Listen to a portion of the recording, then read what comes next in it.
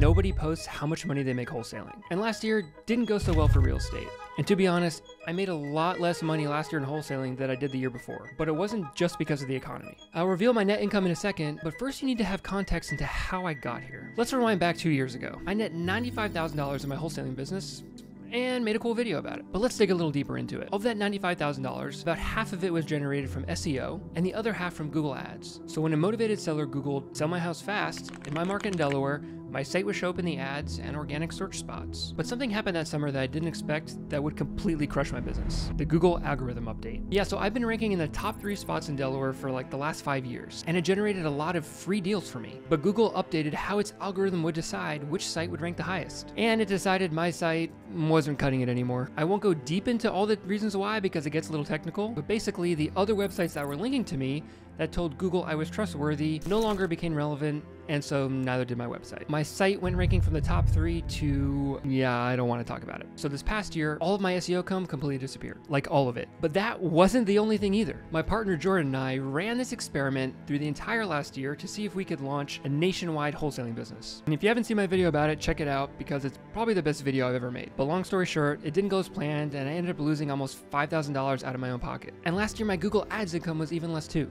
And there's 2 reasons why. The first reason was because we were distracted by our national wholesaling business, which generated a lot of leads and took a lot of time, too much time so, in fact, that a few of our Delaware deals actually fell through the cracks and we lost them to the competition. Secondly, the economy. The Federal Reserve is expected to raise interest rates today for the 7th time this year. High interest rates and high inflation hit people hard. Many are struggling to cover higher borrowing costs and are rethinking their investment. When interest rates started to rise, we had a lot of deals we couldn't move because, well, buyers disappeared. They weren't sure how the interest rates were going to affect the housing prices, and they didn't want to buy properties anymore. So what did I net for the year? Well, from SEO, generated $38,500 in revenue. $0 spent on marketing, but these deals were from follow-up leads that I actually generated the year before. My partner Jordan did all the work, so I split it 50-50 with him, so I ended up netting $19,250. But this year, I don't expect any money from my SEO unless I turn things around. With PPC, I generated $63,500 in gross profits. There was $26,688 in marketing costs, so we net $36,812. But the split with my partner was different than last year. I told Jordan just to pay me a flat fee of $5,000 and he would take on all of the risk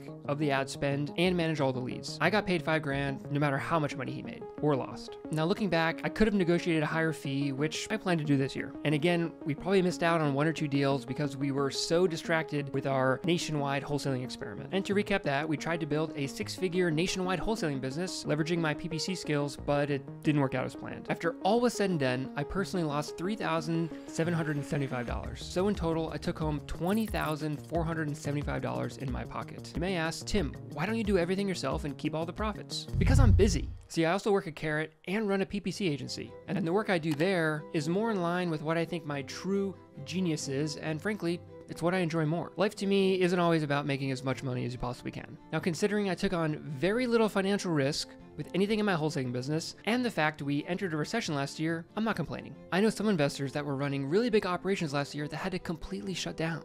The good news is that I know I can consistently generate profits using my Google Ads system. It's been profitable every single year since 2015. And that's why I've been able to build such a successful PPC agency, which is another income source for me. And I can break down all those agency numbers if you want another video. So I hope you appreciated my transparency here. I don't see any other influencers or gurus doing this, and hope this encourages them to be more transparent in the future.